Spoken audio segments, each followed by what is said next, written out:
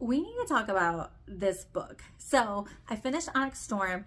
It was an emotional roller coaster ride. I was crying. I posted a video of me crying at the ending. I knew it was going to be a tough ending. And also now I have to wait like, what, 2 years for the next book? Okay, anyway, besides the point. When I finished, that was a really long book, and because it was so intense, I was like, oh, let me get like a nice fluffy read afterwards. So I have another Tessa Bailey book that I want to read, and then I also have the new Sarah Adams, but I've been following this new booktuber, I mean, new to me, not like new to booktube, and she's got like 8,000 subscribers, but her name is Suana Books. I might be pronouncing it wrong. I'm so sorry if I am. I think she calls herself Sue on some of her videos, but anyway, she was talking about her like favorite romance from 2024 was Curvy Girl Summer, and it was on Kindle Unlimited. It was, you know, free, and so I was like, okay, let me like just check it out, like see what it's about, right? Let me read you the first line. The first line of this book. Spoiler, it's spicy. This book is spicy, so if you don't like spicy books, like just turn off, okay? Basically, very first line, first page, right?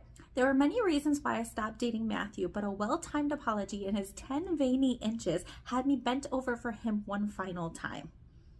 Second line, I was feeling good and was inexplicably horny, so it didn't take much for me to give in to his offer.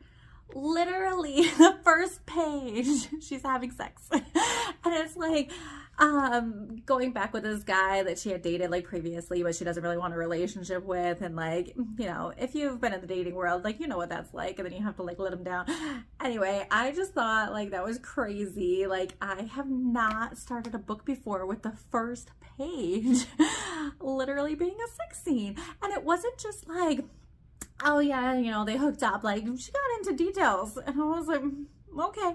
On page 62, like that didn't deter me. I mean, like a little spice here and there is okay, but the concept of the book is really interesting. It sounds like there is still plot happening.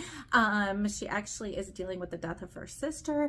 I think it's like the 5-year anniversary of that, but there is like a lot more going on. It's not just like a steamy book, but I was just like, girl, you know, words to people, you know, you can't just be like, oh, here's like my favorite romance of 2024 and not tell people that it starts with a spicy scene. But you know, I'm here for it. And I also really love that on her channel right now she's doing a lot of like Black History Month stuff, so I am like here for that because I do want to diversify more of my reading, and she has some really cool suggestions so far, so I'm like, okay, let's check it out.